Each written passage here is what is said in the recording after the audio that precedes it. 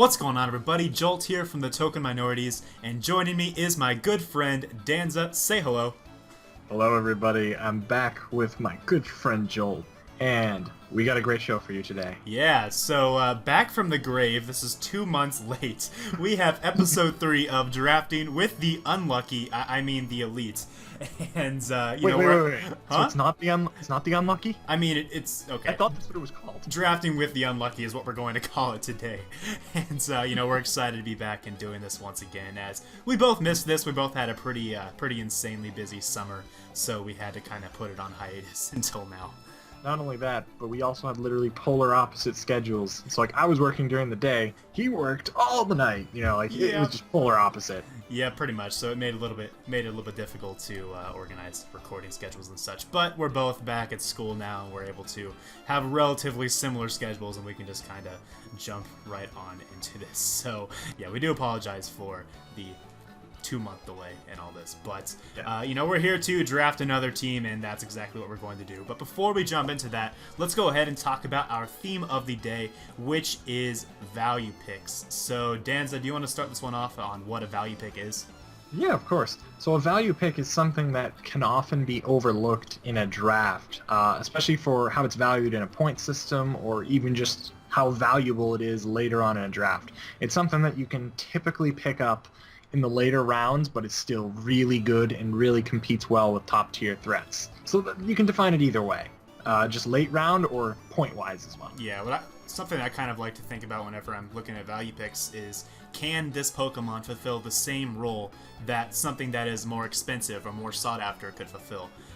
For example, we have a few examples here to show you. We have, for example, picking up maybe Slowking instead of an expensive Bulky Water. Slowking is still able to eat up the majority of hits that a Bulky Water normally could, plus it has access to Regenerator and Psychic Stab, so it has a lot of things going for it there that maybe other Bulky Waters don't, or it's just as good as Bulky Waters that might be harder to obtain, like for example a Slowbro, maybe a Milotic or a Manaphy, stuff like that. Obviously it doesn't have Tail Glow, but it's good as a defensive Bulky Water for sure. Oh yeah.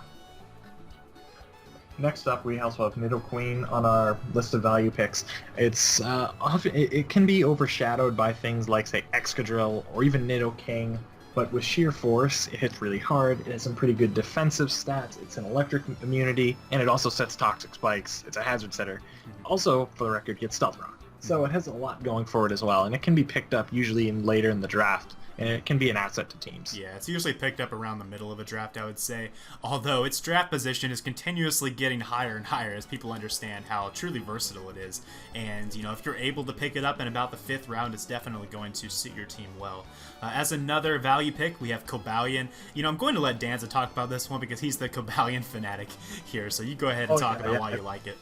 I've been using Cobalion for ages. It's great because although it doesn't have the best offensive stats, it hits hard enough. It has ways to boost its special attack and attack.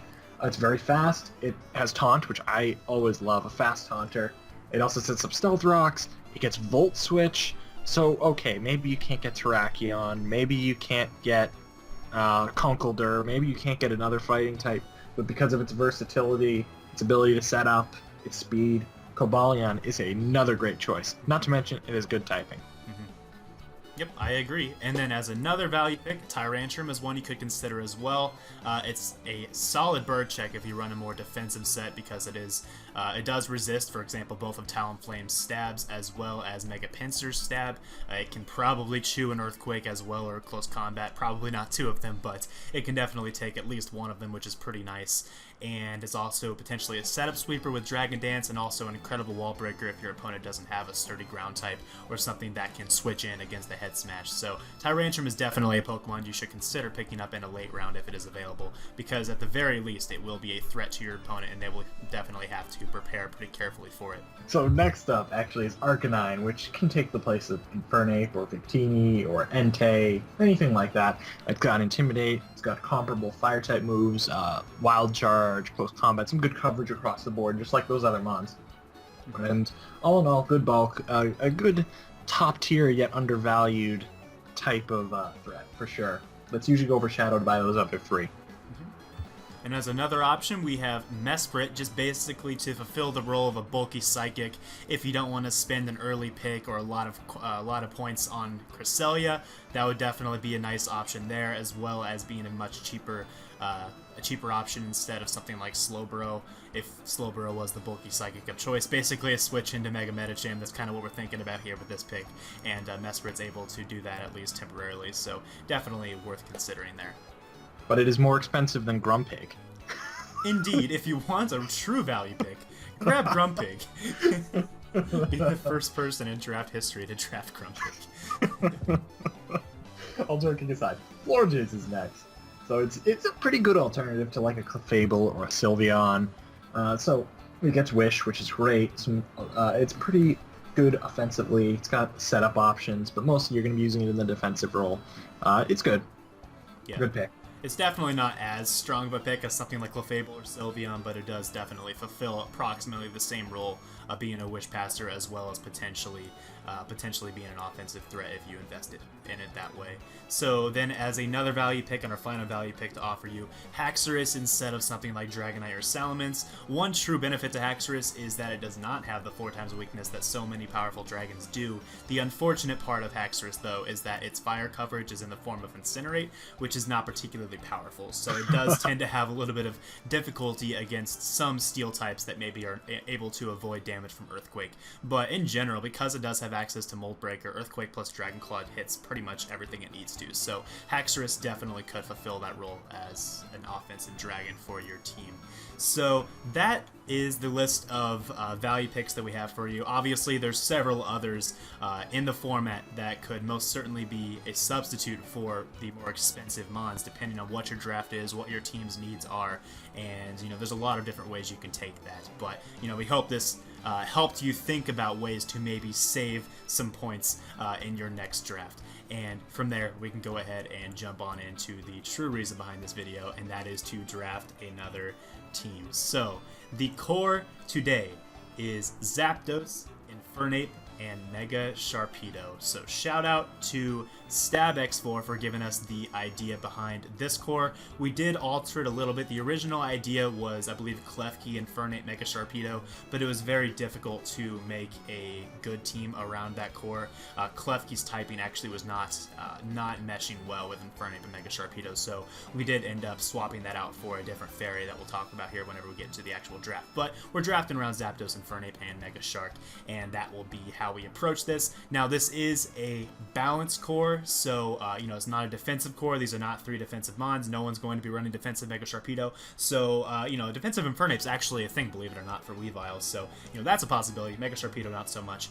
So this is a balanced core, and we're going to briefly review the roles as to how to draft around a balanced core such as this. So the first step to doing this is to form a defensive core from the components of the balanced core. So we're dealing with a Zapdos. I'm not going to really consider Infernape as a part of a defensive core, so you want to be able to build a defensive core around or with the Zapdos, picking up maybe 2 or 3 more defensive mons, just so you have the potential to fall back on more of a bulky offense to balance style depending on a given matchup. Despite the fact that offense is generally the optimal style in the format these days. A lot of people are drafting more offensive teams, building more offensively, but it's still really important to be able to fall back on a balance option whenever you're building. Yeah, definitely. So let's see, we also have just a list to read off. We ideally should have 2 strong priority options at least. You should have at least 2 stealth rockers, at least 2 hazard removers. You should have at least 2 speared tiers that are around or above 110. You should try to have at least 1 really strong wall breaker, at least 1 ground immunity, at least 1 electric immunity, including Volt Absorb, by the way. That's included. 1 fast taunt user, at least 1 Pursuit Trapper, at least 1 bulky water. You have to have a check to bird spam, flying type attacks. Ideally, you should have a Fire, Water, Grass core and a Steel, Dragon, Fairy core. And if you're really hardcore, you can try to get Toxic Spikes and Spikes as well.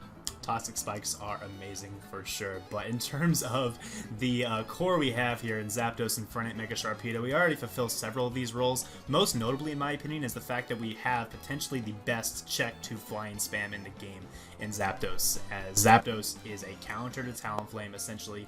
It doesn't really appreciate +2 Flare Blitz, but it is a pretty good counter otherwise, and it's a counter to things like Mega Pinsir, it's a counter to Staraptor as well. Staraptor's double edgers are doing a good amount of damage, but it cannot OHKO Zapdos, so Zapdos is really nice for that role for sure.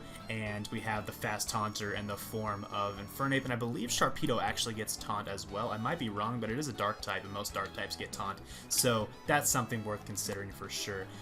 And Mega Sharpedo is also a pretty nice wall breaker as well, as its ability and its attack stat is very high after it Mega Evolves. So one assumption as well we do want to go into briefly before we show this entire draft is that we are assuming that when drafting Mega Sharpedo, you have the option to protect or attack the first turn without Mega Evolving, so you can get your speed boost. As Mega Sharpedo is not a draftable Pokemon, in my opinion, unless you have the potential to get your speed boost first, okay? Because it's too frail to be a threat. Essentially, unless it has that speed boost. So that's just something to keep in mind here. If your league does not allow you to protect or attack on the first turn of Sharpedo without Mega Evolving, then this draft itself is not for you. But if you are able to do that, then we believe that what we have come up with here for this draft should be pretty beneficial to you overall. Yeah, certainly. I know most leagues that I know of definitely have a rule that's comparable to that. There might be some out there that don't, but most that I know of do, so it should apply to most people. Yeah. And by the way, it does get taunt, by the way. I just checked. Okay, good. Yeah, I figured most dark types got taunt, so I didn't really check before the video. Probably should have, but it's fine. I'm glad we got that sorted out. So, alright, let's go ahead and hop on over to the open draft version of this. So this is an open draft. There are no point restrictions for this particular draft skeleton that we're going to give you, just like we've done in the past. So we are assuming that Zapdos, Infernape, and Mega Sharpedo can be drafted in round 2, round 4, and round 10 respectively, and we feel like that's a pretty reasonable place to draft them, as Zapdos is generally pretty sought after, but it's unlikely that it'll be taken in the first round. It might get taken early in the second round, so maybe if you want to swap around Zapdos and what our round 1 pick is here for your first 2 rounds, that's fine. It's totally up to you there, but Infernape should be around for round 4, and Mega Sharpedo probably will be around until round 11, but we're going to put it at round 10 just to be safe. So that's the general structure of the mons that we're going to assume that we'll be able to draft. But let's go ahead and start it off with our round 1 selection. Danza, you can take it away. Alright, so our round 1 selection would be Excadrill, because it's a all-around strong offensive mon. It's got Sand Rush, it's got Mold Breaker, it's got Rapid Spin, and it's a electric immunity, which I think is really important. And it's one of the best Rapid Spinners in the game, to be honest. So getting it out of the way right off the bat, it's a really good thing. But yeah, as I mentioned before, Zapdos and Excadrill can probably be swapped between the 2 rounds, just depending on preference, depending on the Pokemon's history in your particular league, as that generally does have an impact on how quickly certain mons are drafted. So if you feel like those 2 need to be flipped, feel free. One or the other should probably be around for round 2, though, in my opinion. But so from there, round 3, we decided to pick up Tyranitar. So as you can see, this team is turning into a pseudo-sand team, and we feel that the combination of Mega Sharpedo plus Sand offense is very, very strong, because Excadrill is very powerful on the physical side, especially when holding a Choice Band, a Life Orb, or when running Sand Force as its ability. And then Mega Sharpedo also hits incredibly hard on the physical side. So if Excadrill or Mega Sharpedo are wearing down the opponent's physical walls, then the other of those 2 is going to be able to essentially plow through the opponent's team, because they won't have those physical walls remaining to be able to wall them. So we felt that the best way to make Mega Sharpedo shine is to support it with a lot of physical offense, and Excadrill and Tyranitar both most certainly supply that physical offense. Tyranitar also is going to be able to have that Unnerve ability to essentially ignore opponents' berries, which is really effective in this format, as well as the fact that it is a very strong wall breaker, Breaker, as there aren't too many great switches into Banded Stone Edge or even Life Orb Stone Edge, as well as the fact that it's a great Pursuit Trapper, Stealth Rock user, and just in general has great coverage. So yeah, that's all I have to say on Tyranitar. Go ahead and take it away with our round 5 selection after Infernape. Yeah, I mean, I would definitely give the edge to Tyranitar. I think it's the better pick compared to Hippowdon. But, I mean, of course, you could pick Hippowdon if you like that better. I like the prospect of having a potential Sand team in general. You don't have to bring it every week. You could bring it 4 games, but just having it is just so threatening to your opponents. So that's why I think going with the partial Sand team, as Joel described, I think that's really important. I think it's really cool. Just by having it, you're going to scare your opponents into preparing for it, even if you don't bring it all the time.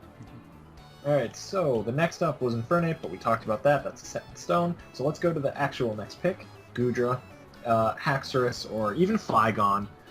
So any one of those would do. Goodra, I think, would be best simply because it just has good defenses, special defense rather. It has good mixed attacking stats, reasonable speed, 3 great abilities. You can even get a grass immunity with Sap Sipper. Like you've got a lot going for you there. So I think it helps the team a lot, especially with water, taking water type attacks, and even with an Assault Vest or with a Yachi Berry, it can take ice type attacks really easily since it has a good special defense. There's Haxorus as well, which is just a great wall breaker, and it sets up. It's another dragon type. And then there's Flygon, which if you can, for whatever reason, not get Excadrill in the first round or second round, I think Flygon is probably your best choice in this slot because it gives you a good, solid defogger. It also has some other options like U-Turn and U-Turn, and I think you can also get U-Turn. That's about right, yeah. Alright, so now in round 6 we have our fairy. We opted for Florges as the best possible fairy for this team. And the primary reasoning, I guess there's 2 reasonings behind this. One being the fact that Wish Passing is really effective, especially in combination with Goodra, as Florges and Goodra can collectively chew pretty much any one hit.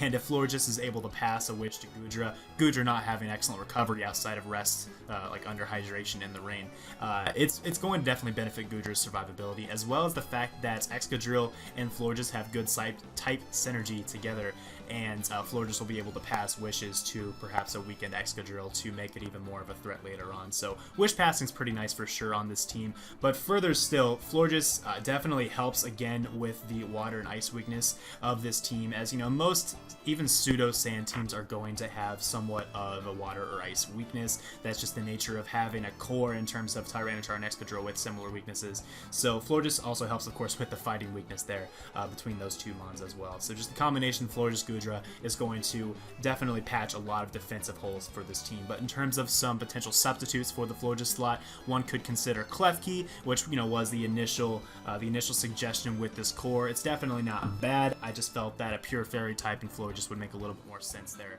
as it has access to Wish as well as not having that repeated weakness to fire and ground that Klefki would have. So, Klefki would be nice for the spikes and the prankster and all that. And then Aromatisse is also a very nice value pick if you wanted to grab it later in the draft and fulfill essentially the same roles as Florges, although, not quite as bulky, not quite as strong. So, yeah, fairy type in round 6. Yep, and for the next round 7, we're talking about a Psychic type. So, we've got a Zelf as our primary pick, just because it has U-Turn, it hits both physically and specially. It's also a Levitate user, so it's an extra ground immunity. It's really helpful across the board. It doesn't even gets knockoff, it's got a lot going for it. But another choice, if you can't get that, is Alakazam, which is by no means bad. It's really hard. On the special side, it gets knockoff, it has Magic Guard, so it also has a lot going for it. Just in general though, if you can get that Psychic type, it'll definitely benefit you, and I think at least one of those will be there by this time. Yeah. I think offensively Alakazam is probably the better of the 2 selections here, but the reasoning behind selecting a Zelf over Alakazam, in our opinion, is that that is the second immunity to ground, and before that we only had 1 resistance or immunity to ground in Zapdos. So it's really nice to have 2 of those options on a team, and a Zelf over Alakazam provides that, but Alakazam offensively, especially in the sand, can definitely benefit this team a lot. So then for round 8, next, we have the dedicated bulky water slots. We selected Milotic for that slot, as the majority of the best bulky waters are probably going to be taken at this point. We considered things like Vaporeon and Blastoise as well for the slot. We also somewhat briefly considered Slowking as well, though that would double up on the Psychic typing that we just selected the round before, so we opted against that, and instead for Milotic or Vaporeon or Blastoise. Now Milotic is going to be able to chew those water attacks that would threaten the rest of the team, as well as the ice attacks, so really the defensive core that we're forming between Milotic, Florges, and Goodra is really difficult for an opponent to deal with, especially in combination with Zapdos as well, and even Tyranitar, which definitely can run defensive sets. So the defensive core is looking pretty disgusting here, as well as being actually pretty scary offensively as well, as everything on this team is going to be able to hit for a lot of damage at any given time, because Milotic has access to competitive. So if an opponent wants to try to defog away maybe the Stealth Rocks that are going to be set by several members of this team, or the Spikes or Toxic Spikes on the next member that we're going to reveal here soon, they're going to be punished with a competitive boosted special attack from Milotic. So Milotic is really nice for this team for sure. Vaporeon, if it's around, would also be pretty good, though slightly redundant with Florges' role of being a Wish Passer. Perhaps if you drafted Klefki instead of Florges, Vaporeon might be better instead of Milotic. Kind of up to you there, as just having the Wish Passer is really nice for this team in general.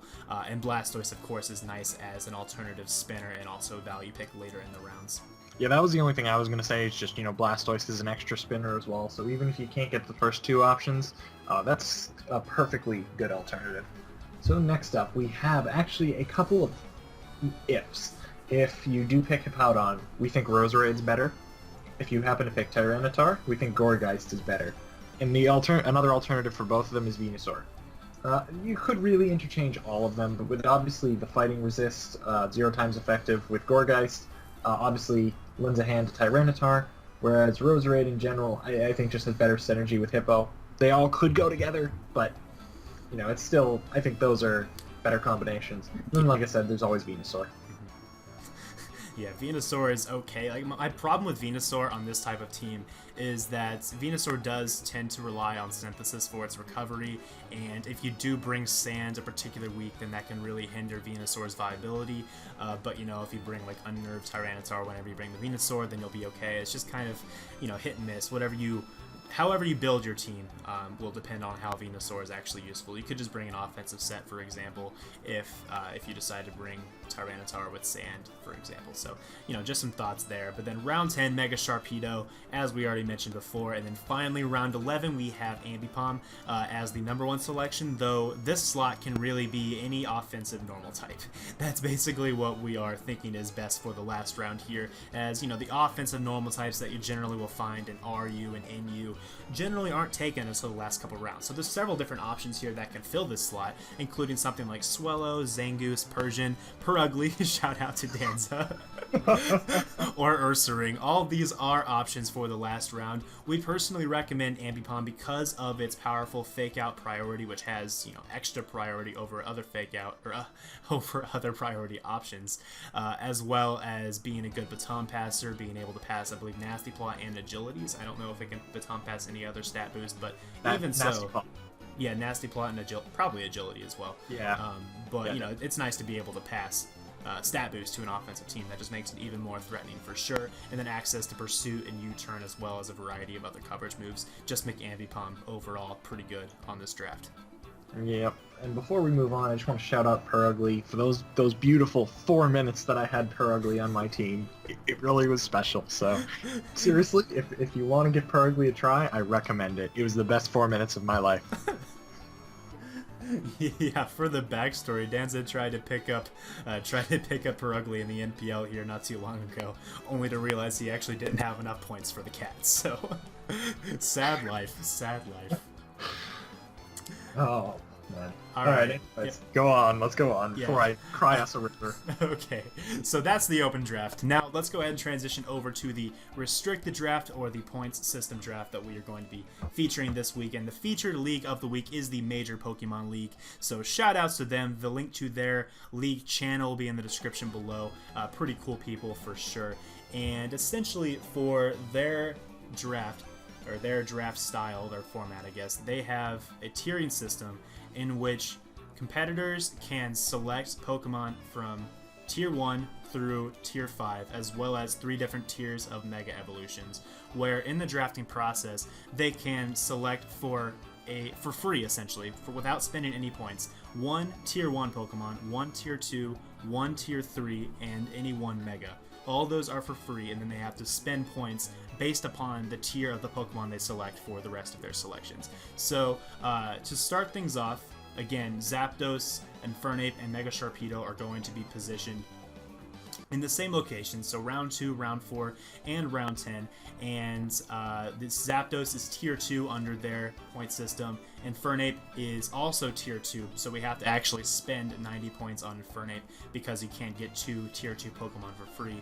And then Mega Sharpedo is actually a tier 3 Mega, so it's actually, it gives us additional points to spend, which is pretty nice for sure. So we get an extra 60 points to spend on Pokemon, which actually allows us to fill out a very similar to identical draft to what we just did for the open draft. It actually worked out perfectly, surprisingly, with round 1 being Excadrill, round 2 Zapdos, round 3 Tyranitar, round 4 Infernape, round 5 Goodra, round 6 Florges, round 7 Azelf, round 8 Melodic, round 9 Roserade, round 10 Mega Sharpedo, and round 11 Ambipom, with pretty similar alternatives for each of those positions, as really it worked out nicely considering their draft structure at the MPL. Yeah, there's one other thing to note, though, is that if you do get the things, say Haxorus, say Blastoise, say Gourgeist, with the lesser points, you may be able to pick up a 12th Mon in this format for this league. So if you do have to pick up a 12th Mon, Stoutland actually is a pretty good choice. Like if you have the points to do it, because obviously it just strengthens your sand team. It just makes it so that your partial sand team is even better. Definitely, and I do think if Stoutland is picked up, it'd be wise to pick up Gourgeist instead of Roserade, just so you have that fighting immunity, considering Tyranitar, Excadrill, and Stoutland would all be weak to fighting, priority fighting at bat, so it'd be nice to have that pure immunity to it to maybe dissuade an opponent from going for a Mach Punch or whatnot.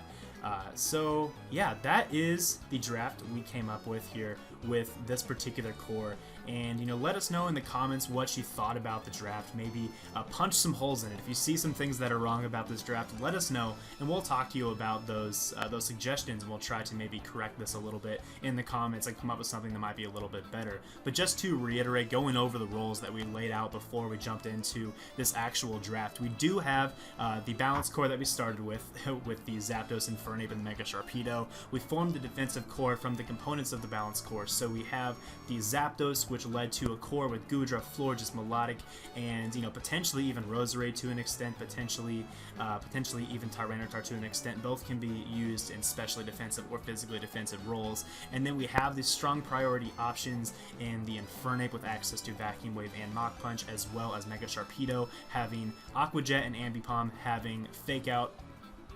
We have a multitude of Stealth Rockers in Excadrill, Tyranitar, Infernape, Azelf, and Roserade having access to both Spikes and Toxic Spikes. Really, the Hazard game is fantastic on this team because we have both a Rapid Spinner and a Defogger, so we can really choose to Hazard stack. We can choose to play it safe and run Defog. You have a lot of options offensively and defensively with this team, for sure. And then in terms of speed tiers, around or above base 110, Excadrill in the sand is above base 110 by far. Mega Sharpedo is essentially guaranteed that speed boost under our assumption of being able to protect or attack first turn, so that's a speed tier above base 110 essentially, as well as Ambipom, I believe, being base 115, so it hits 361 at level 100. And yeah, and Azelf as well as base 115. So, a lot of pretty fast Pokemon on this team for sure. In terms of wall breakers, we've already discussed this in detail. Mega Sharpedo plus Excadrill plus Tyranitar is going to break essentially any wall you can dream of. So that's pretty good. Ground immunity, we have Zapdos, we have Azelf, we have an electric immunity in Excadrill. We have a fast Haunter, several fast Haunters, at least 2, I guess, in not Tyranitar. Tyranitar does get Taunt, actually, I believe, but Infernape and Azelf both as fast Haunters, as well as Ambipom.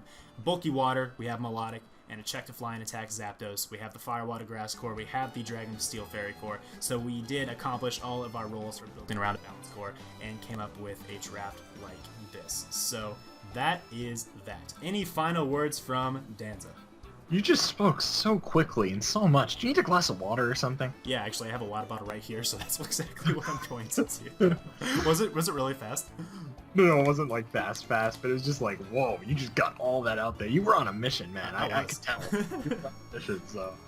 But anyway. It's called a summary, man. It's called a summary. It was a good summary. It was a good summary. You took my words away, so I guess yeah, that's about it. I mean, he basically summed up everything I was going to say. So sorry for stealing your thunder there.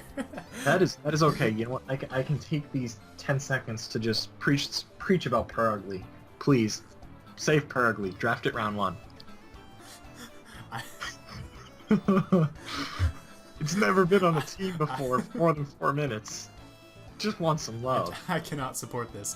Anyways, thanks for watching, guys. Again, let us know what you thought about this draft in the comments below, as well as smash that like button if you're excited to see drafting with the unlucky return for the foreseeable future. So, thanks for watching, guys, and we will see you all next time. Peace. Be sure to like, because if you don't, then Peruglies are going to be going into the homeless shelter. This I can support.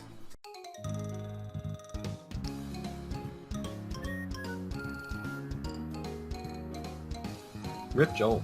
I'm here. So you're gonna have to edit that out. That's fine. I thought you were gonna do round 5. Oh, sorry. Rip Danza. Alright, give it a pause so I know where to cut. Yeah, sorry about that. Oh, good. I'm gonna be the one with the bloopers. Yep. No bloopers, no.